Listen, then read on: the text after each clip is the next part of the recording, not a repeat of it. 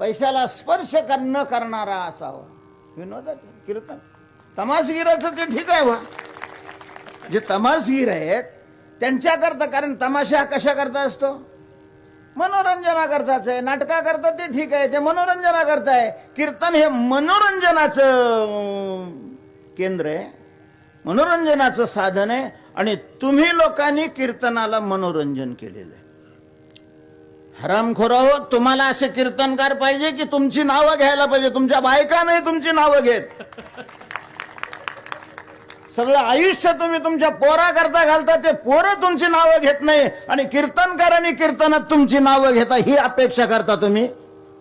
कीर्तनकाराकडून उद्धाराची अपेक्षा करा. कीर्तनकाराकडून भक्तीचं स्वरूप कळण्याची अपेक्षा करा. कीर्तनकाराकडून ज्ञानाचं स्वरूप कळण्याची अपेक्षा